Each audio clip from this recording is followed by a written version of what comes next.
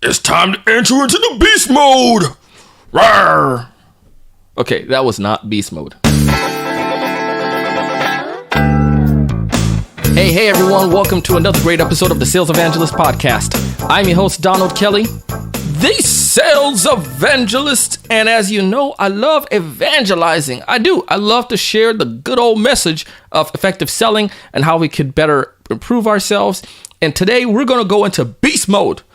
My guest today is Tom Ricciuti, and Tom he's passionate about closing the sale. He has some great ideas and some great thoughts on how we can better improve on that. And we know as sellers, that's one thing that we have to do. We have to bring the client on. We have to end the sales process of finding the customer and then bringing them on, and then starting with the new relationship. But anyways, he has some great thoughts. We're going to get into that. But before that, as always, I got to give some shout outs. And this week, I want to give a great shout out to the city of West Palm Beach. We had a great opportunity last week to do the Great American Cleanup. And that's something that's done throughout the United States. But each city can take part in it. And our city took part in that. We got a chance to go out with our church and also with some of our friends and to go volunteer and to do the Great American Cleanup. So big shout out to the city of West Palm Beach. Thank you so much. I also want to give a big shout out this week to Ashley. Thank you so much for joining the Sales Evangelizers. Jeffrey, I'm excited to have you in the group. I'm excited to hear some of the great things you're going to share with us. And Alexis, thank you for joining the Sales Evangelizers. Jackson and Tim, we have some great friends out there. We have a great community on Facebook. If you'd like to join us, hey man, I'm telling you, come on over. It's our private Facebook group. Shh. But considering it that I'm talking about it on a podcast, it must not be that private, huh? Well, would love to have you. It's the Sales Evangelizers. You can find us on Facebook. Just search in the search bar, the Sales Evangelizers. Or you can go ahead and just like our Facebook page, which is the Sales Evangelist. Now, stay tuned at the end of this episode. I'm going to share something really nice, something really exciting, and I'm just getting really stoked about it. But otherwise, let's go ahead and dive straight into our episode today with Mr. Tom Ricciuti. Welcome to the show, Tom.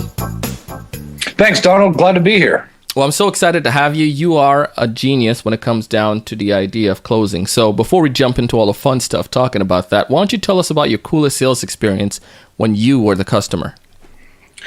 Boy, that's an excellent question. I've had a few good ones over the years, but I think one of the best ones I ever had. I was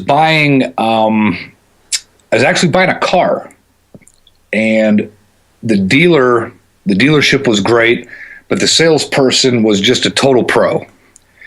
And I think it was the entire experience from start to finish. It was all the teamwork that went into it. The process was so fine-tuned that it just made the whole buying experience really great. Now, unfortunately, it's one of the rare times that I get an experience like that. But that was one that pops into my head, and that was probably 7 or 8 years ago. But it's really when people in a company are clicking on all cylinders, no pun intended there, it just works, and it just makes you feel great to deal with people that are at that level and that are showing you professionalism, and they're treating you like a millionaire. I mean, everybody likes that. Mm-hmm. I love it when they go above and beyond the call of duty, and when they treat you like that. They know you're valuable, and they give you that respect, and it allows for you to be excited and to go on podcasts and talk about it. So that's exactly right. I mean, we all love that. Who doesn't like an experience like that? Unfortunately, it's rare. They're hard to find. Oh, totally. Now, and it's always great when I learn stuff from the guests come on a show and different things that pop out to them, because like you said, it's a rarity. Now, one of the things that I want to do, why don't you just tell us a little bit more about you and what exactly you do, Tom? Well, I'm a sales coach. I'm an author, and I am the host of a weekly business show called TomTalk. And when I do sales coaching for individuals and departments inside of companies, in a nutshell, I basically extinguish the negativity that is there and then build the confidence in the salespeople, in the entire sales organization. So that's the first step, and then I teach the skills. Gotcha. So you are more so on the idea of your help, just like us. You're trying to help these sellers to get to a better level, a better state. Sure. There's more inside of every one of us. Mm-hmm. And sometimes you just need somebody else to give those inner gifts that we all have a little tap. Exactly.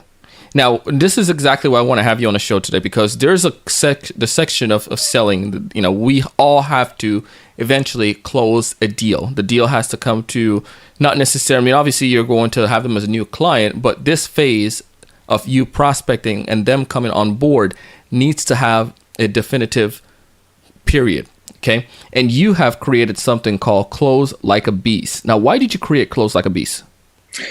Well, like you said, Donald, every sales meeting has to have a logical conclusion. And there's only two ways it can go. You're either not going to close the deal, the prospect will close you on why they're not going to buy, or you're going to close the prospect on why they should buy, and you're going to close the deal. There's no money in selling. There's only money in closing the deal. You just can't help people until you close the deal.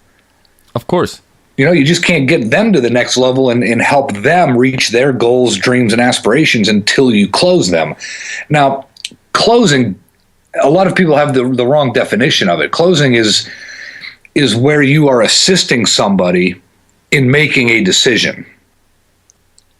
And that's what I really want people to take away from this tonight is it's helping them make the decision. They want to talk to somebody who better than the person that is offering it. We know what we're doing. We know the ins and outs of what we're selling. So it's better for us to talk to that person and help them make the decision that's right for them. And that could be not making the sale. If it's not right for that client, we need to be professional and we need to tell that person that. We need to say, hey, look, maybe we're not your best fit. But when we are the best fit, we need to help them see why. And there's just that process. But it does you have to close. Now, Close Like a Beast, that the beast movement that came up actually only a couple of months ago. It's that new. It's a lifestyle and it's a way to think. And what I'm trying to get people to do is close themselves like a beast. I want them to do everything like a beast does it. And a beast is not the little mouse running around the jungle. Mm-mm. The beast is the one who is dominating that jungle and is making the rules and is going after everything that beast wants. And it's a production level. It's a mentality. It's an attitude that I want people to get to those kinds of production levels. Wanting whatever you want in life, you can go get it. But you have to work at it. You've got to go after it with a certain mentality, a certain confidence level, and it just fits what a beast does in the jungle. And that's the attitude that I want to instill in people to get them to a whole nother level that they might not even know they have in them. Now, one of the things, though, I would say, there are a lot of things out there on closing. Why would your program, your focus, be much different than anything else out there? Well, that's another good question. You got a lot of great questions. There's a lot of different kinds of smartphones out there too, right? Mm-hmm. So what makes you buy one over the other? Different things. Mm-hmm. So I think there's 7.5 billion people on the planet.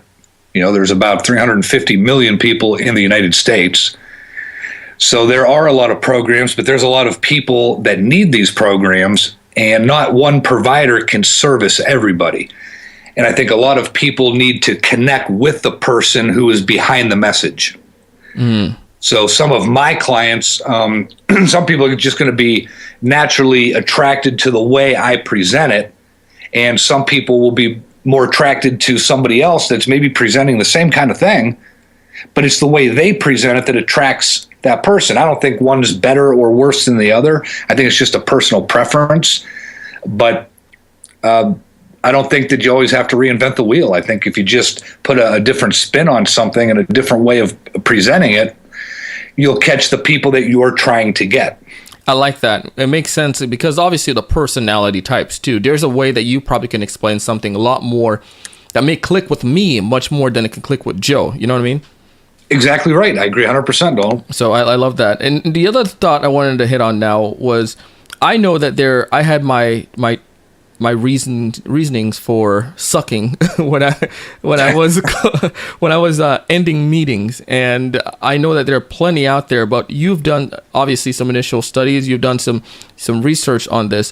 Why do you think, or I guess, what are the biggest challenges that sellers come across when it comes to closing? Like, what caused them to like cramp up or not do it?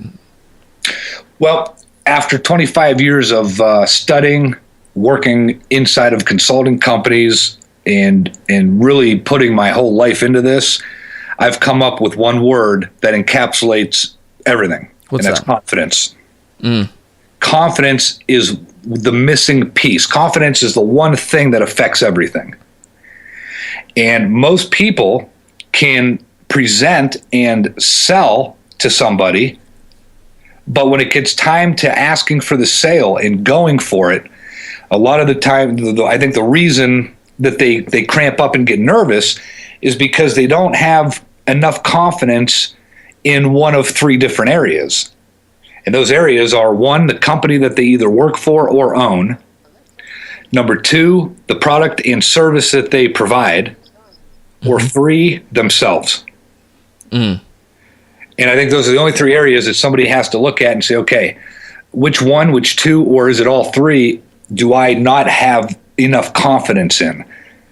Because let's get back to the negativity. Negativity feeds on fear and low confidence. So when you get confident about something, you've removed the fear. So you remove the fear, you do what you're afraid of, and all of a sudden your confidence starts to build, and now negativity goes away. And this is where you start to take on a whole nother level, or get to a whole nother place of productivity, success. That's what catapults it. Is this something that is going to be impossible for someone who has problem with all three of them? Confidence? Not at all. Okay. Nope. Can learn anything. It depends on how bad does that person want it. And is, in your experience, that's the true answer then, to get out of this mode, to get out of this to gain this confidence and to gain the belief, is the proper training and personal will?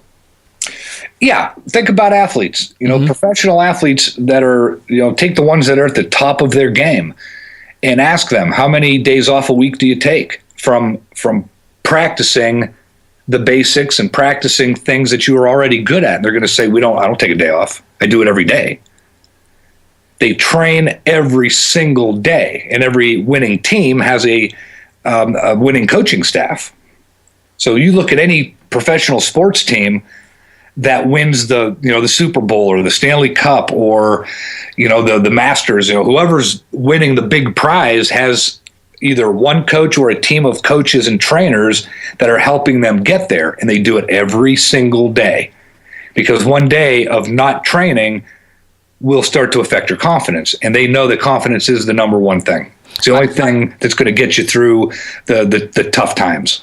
I agree with you with that, man. There are times where I felt that in my selling career, where I was just, I didn't have the confidence, and I knew I didn't perform well. But then there's a point where I started learning, and I started getting cocky, Tom. I was like, man, I know this stuff. Yep. I can do this stuff. And then next thing you know, I started the performance that I was doing prior started creeping back in. I wasn't performing as well because of the fact that I wasn't practicing. And that kind of ties with the next question I had was, is this the close like a beast, the fear of closing a deal? Is that more so for new sellers or for, people, or that can be anyone? But I guess you would say anyone could fall in that category that don't do the necessary fundamentals. Oh, sure. I work with brand new salespeople that are just entering the sales arena at a young age. And I've worked with salespeople that, I'm working with one now, a guy's in his 60s, been selling for 45 years. But he's got a good attitude. He's like, you're never too old to learn, and you're never too old to get better. And it's just about somebody. See, I'm more of a coach than a trainer. Mm-hmm. So I'm there to coach will jump in the boat and row with you. And that's what you really want. You don't want just somebody standing there telling you what to do all day. That's not going to help you. It's a coach that's going to say, hey, look, I'm seeing things inside of you that you don't see, and I'm going to help bring those out so you can play at a higher level. And I agree with, I love that, the idea of that too, that the coach and the trainer, you can train all what you can teach, you can lecture. And my mantra, my thing that I always share on a podcast is go out and do big things. I feel like you got to get dirty. You got to get into action. You can't sit back and just read books and stuff like that. You got to make sure you do some stuff. So I love that absolutely concept. Right. The information only gets you so far. Eventually, you're going to have to execute on it. Mm-hmm. That's where the skills come in. But training is like practice. If you want to get better at shooting free throws, you just practice it more. So if you make the practice harder, Donald, the game gets easier. Man, I got to get out there and go practice right now, man. But you're right, though. I mean, and I think that I've seen that those sellers, again, like myself, who everything is the company's fault, or it's the economy, or all these different challenges. These are why I can't close a deal. But the problem is, don't point back to themselves, or afraid of pointing back to themselves. And I think that's something, it's a hurdle that individuals need to get over, man. Just be man enough to say, or, adult enough to say, I did it. I suck. I did this mistake, and I need to do this to improve on. Yeah, we need to take responsibility for our actions. But when you find somebody making all those excuses, what it is that's low confidence. They don't have confidence in themselves. They don't have confidence in their company. They don't have confidence in what they're selling. Those are those three. You'll always be able to go back to those three things and find out where your biggest issue is. But you said it. You've got to be willing to look in the mirror and discuss that with your boss. Mm-hmm. And say, hey, look, what am I missing? And this is where the coach comes in. It's so much easier, and you know this. You can look at somebody else and see things so clearly, but when it comes to seeing inside of yourself, it's not easy to do. It's very hard. So we need other people. We just have to have a good attitude about it. Exactly. You probably have a lot of stories that you've, working with different sellers. Do you mind sharing any one of those with us, where you were able to coach somebody who had this lack of confidence, what they did and how they started to perform better?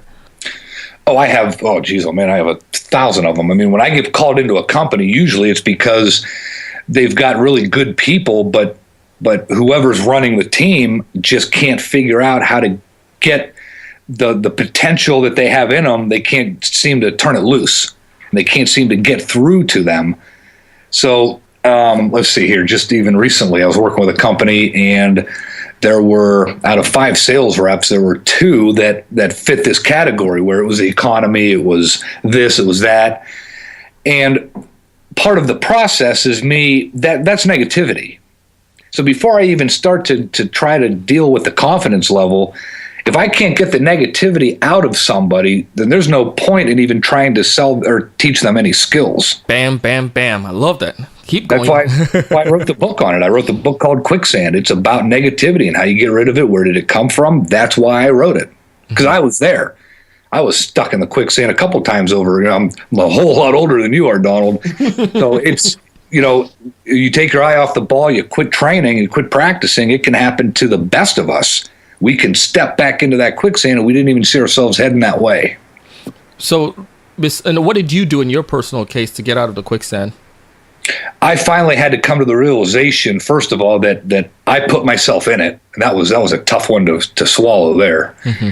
It was my fault that I was in it. So as soon as I got done with all the excuses and figured out, okay, making the excuses isn't helping, so I must have done this to myself, then you take the next step. And then I went at that time, and I was, 26 years old. I went and found a coach and said, I need help. I don't know what I'm doing. I don't know what I'm doing wrong. I thought I did, thought I knew everything.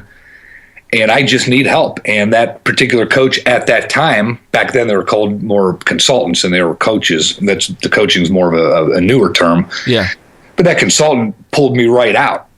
And by doing what I do for people, now I can see it inside other people and know how to get them out. I had to go through that myself to really learn it. I read 3 to 5 books a month, and I've been doing it for 20 years. But there again, until you experience something, there's no substitute for experience. When you go through something like that and it just really floors you, you have to get to that point where you're like, you know what? If it's going to be up to me. Now, when we go out and we're trying to close a deal, besides the confidence, what else can we do to instill, I guess the idea is instilling, what else can we do in that process? Or if you want to walk us through to make sure that we can accurately close a deal. So I have confidence. What is next? Well, you have to have a really great EOS, which is an explanation of services. Mm-hmm. You have to be able to very quickly pitch your product or service, your mission, your idea. You have to be able to get that point across very quickly. It's 2015. Everything is lightning fast, right? At 3 to 5 seconds to hold somebody's attention and then get them to want to know more. So let's say you've gotten past that point. You've done that. Now you've got to connect with the person. You've got to let them know, hey, look, I'm not just here for your money. I want to get to know you a little bit. What's important to you. You've got to make it about that person. And too many salespeople, this is where they fall down, is they just want to spew everything about their product and service while the prospect's sitting there thinking, boy, I can't wait for dinner. I can't wait to go. And you lose them, and all you're doing is talking. They're not even listening because you're not making it about them. So you have to get good at connecting and using the right questions to get the information you need. And then you get to the close, and that's basically asking for the sale or telling that person to do something. So it's that's the watered down version, of course, but those are basically the 3 steps in getting to the close and then closing the deal. But then you take each one of those parts and you can go nuts with it. I mean, there's a lot within each part, but that's the basic formula. And I imagine, obviously, if we had a little bit more time, we can go in all of that. But we want to make sure that obviously, audience, you can get connected with Tom, and I'll put all the information in the show notes where you can get more deeper connection with him and look more into this and look into some of his books and so forth and what he's doing. He's doing a lot of great things out there. Now, would that be some of the? I noticed one of the things that you'd mentioned with the program was the 3 secrets of instilling certainty in a prospect. Is that kind of what we just kind of went over a little bit? Well, instilling certainty is more for the end of the selling phase into the closing phase. We have to remember that when we're talking to a prospect, they're already a little bit uncertain because that's our human nature. There's a part of the brain called the crocodile brain that keeps us safe and keeps us, it's what makes us look twice before crossing the road. Yeah. So it's human nature for the prospect to be a little nervous and have a little bit of uncertainty. That's why you're meeting with them, is so they can decide, okay, are you the person and are you the company that I want to trust or not? That's basically what they're thinking. So you have to instill certainty in that prospect. Now, I can't give you all 3, Donald, but I'll give you one. Sure. One way to instill certainty is through a third party. And in today's world, the best way I have found is through a video testimonial. Ooh. And if you have a loyal fan, an advocate, somebody, a client that just loves you and what you're doing, and you've helped them a whole bunch, and you've got that great relationship with them, get them on video for a couple of minutes and let them tell you why they were a little bit uncertain at first, and then after working with you, how that just went away, and it was one of the best decisions they ever made. So when a client looks at you or a prospect looks at you and says, well, I'm still not sure, let me get back to you, which is a stall. Mm-hmm. You can pull that up and say, look, you don't have to believe me. Just here's something that one of my clients said. Then you play the video. Very, very, very powerful way, because people we're video watchers, and that's what we do all day. We watch videos of things. But when it's from a client of yours, you can tell it's not a paid advertisement because they're not. It's not a perfect commercial. Yeah. It's a real person saying some real stuff that's addressing the uncertainty that the prospect has that might not be telling you about. So I think that's one of the best ways. That's I don't use them as much as I used to because I got to the point where I didn't need them, but I've always got them just in case I run across that one person that I can't move to the next phase. Mm-hmm. I pull that up and say, hey, just watch this. If you don't believe me, believe this. With managers too, managers probably play an important role, and to be an effective coach. You can go in an organization, you can help coach for a time and so forth, but the manager is always going to be there. What can the managers do to help if they're listening out there on the show today? What some of these managers can do to help their sales team who are not as confident?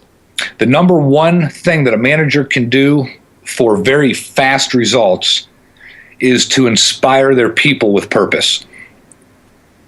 Too many managers out there are trying to motivate their people, and to motivate means to move. It's very hard to move somebody.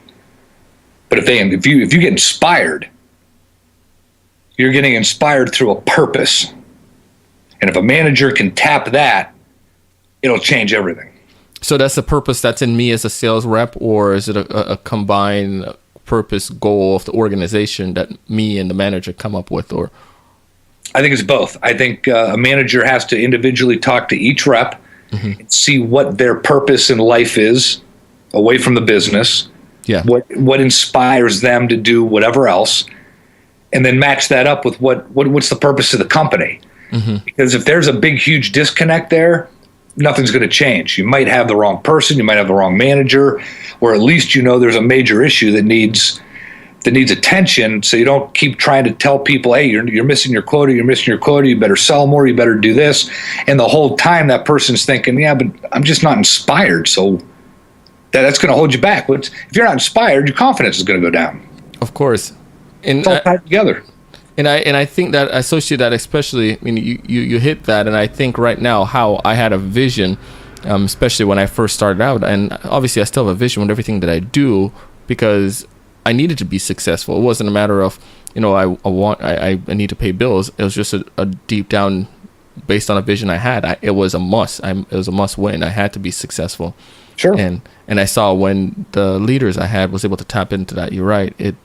Thinking back to the past situations, it did give me that oomph to continue to go forward. Well, this is awesome.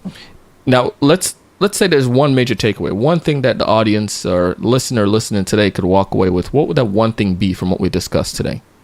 Well, the one major takeaway has 2 steps to it. Step 1 would be to address your own negativity. Step 2, build your confidence by removing fear. If people do those 2 things, they will already have done more than most people will ever do. And that's a step towards dominating, which is what I'm all about. Getting into the beast mode. Close like a beast. Yeah. Close like a beast, prospect like a beast, pitch like a beast, do everything like a beast.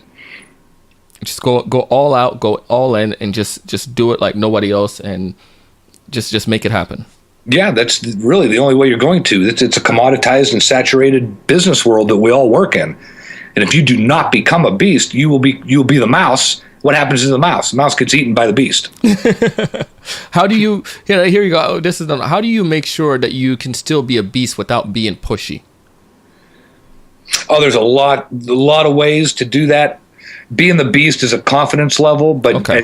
As you've learned and as I've learned, and I think a lot of your listeners have probably learned, when you cross the line from confidence to cocky, then you start to lose. You start to go the other way. Yeah. Okay. Well, that's good, man. I love this stuff, man. And I'm going to put all this links back to your show notes, to your website, because I feel that we didn't even scratch the surface today. I mean, I think there's so much more that's there that we can all glean from. And if the audience want to learn more about you, what's some of the current projects you're working on that they can? Right now, the main projects, I'm filming shows for networks for companies. The companies are, what's getting real popular out there is a network of different kinds of shows that a company would put together. And they're looking for content. They're looking for different topics, different kinds of shows to put on their networks, just like a TV channel. Mm-hmm. Wow. And so I'm doing a lot of those. I'm doing a lot of filming, and I realized the hard way that the camera really does add 10 pounds. So there's a current project I'm working on right there. But my wife tells me that all the time. I think she's trying to tell me something. They have their special way of letting us know that, hey, getting a little soft there. But yes, that's one of them. But yeah, it's the shows for the networks. I'm doing a lot of shows for different networks, different topics. Like I've got Sell Like a Beast is on cffnation.com. Mm-hmm. It's a transportation company. And so they wanted my TomTalk show, but they wanted it specific for their audience. So I'm doing that. I'm working with another producer in New York on a different business show. So that's taken up most of my time in between working with clients. It's good. And you work with individuals as well, right? Sure. Okay, great. So if anybody out there want to get connected with you, learn a little bit more about you, they can definitely do so. Now, the key there, what's the best way to get in touch with you if we want to stay in touch and chat? The best way to follow me is on Twitter at Tom Ricciuti. And that's the best way. That's myself and my production manager, we put a lot of tweets up there, a lot of videos, a lot of great, inspiring messages up there to keep you focused every single day. So Twitter is probably the best way. TomTalk. If you go to tomtalk.tomricciuti.com, that's my weekly business show. So that's a good way to keep in touch with what I'm doing. YouTube. Okay. They can search me on YouTube, and my website, dominatelikeabeast.com. All right. We're going to link back to all of those. And I attest to the Twitter thing. That's how we first connected, and you're quick on that, man. You reply back quick, so I love that. Yeah, so Twitter's just wonderful, isn't it? I mean, you get to meet people that you probably would never meet. I mean, it's just such a powerful platform. I love it. Oh, man. Me and my wife, we talk about that sometimes, too. It's like I get connected with so many people on Twitter. I'm just like, yeah, I would never have. You think about this stuff like, 15 years ago. It's just kind of like that. I would have to go through a bunch of loops to get connection with some folks and get connected with you. I mean, you're busy. It'll be tough to do so, but you're right. Now these social networks are fantastic, and I love them all. I mean, but if I had to pick one, my favorite one is Twitter. I'm just meeting so many killer people and great people doing great things on that platform that I probably would never ever meet. Yeah. And I just love that. I mean, it's all about people. Oh, man. So true. So true. The relationships it leads you into so many wonderful paths. So, yeah. But hey, man, I appreciate you coming on the show, and congratulations on all the stuff you're doing. And as always, man, just keep hustling and keep inspiring us. Hey, it's my pleasure, Donald. I had a blast. Hey, thanks so much. All right. We'll talk to you. Okay, ladies and gentlemen, we just went to beast mode. We just went to a whole nother level, and I hope that you enjoyed this great conversation I had with Mr. Tom Ricciuti. You can get connected with them. Just go to our website. This is Sales Evangelist, episode number 132. Again, this is episode number 132. Episode 132. Go to the salesevangelist.com. You can get connected with us, get connected to Tom, his books. You can also find him on Twitter, which will have all that information in our show notes. Again, salesevangelist.com, episode number 132. Now, I told you I had a big announcement, this little surprise. Well, for those of you who know, you've probably seen it on Facebook a little bit ago, but I am doing the Podcast Paradise Cruise. That's going to take place November 1st this year, 2015. I know it's several months out, but I'm so stoked for this event. Check it out. We're going to have people like John Lee Dumas, Chris Brogan, Andrew Warner, and a lot of other experts in the world of podcasting, in the world of marketing, a world of entrepreneurship. So if you are a business owner, you're interested in podcasting, or you're interested in just growing your organization even further, utilizing a means like podcasting to sell, I highly recommend that you check out this event. We're going to have a great time. We're going to, where are we going to? We're going to Haiti. We're also going to Jamaica. Yeah, man. Going back to the homeland, man. And we're going to the Cayman Islands as well. And it's going to be a great cruise. It's going to be 6-night cruise, I believe.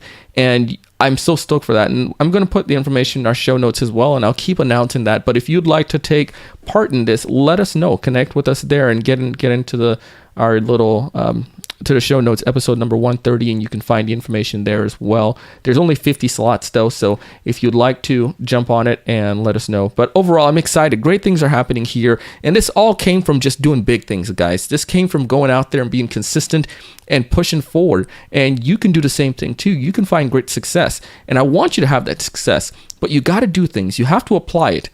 Listen to what we share, but go out and apply it most importantly. Overall, I want you to have a great time. I want you to be successful. I want you to go out and do big things.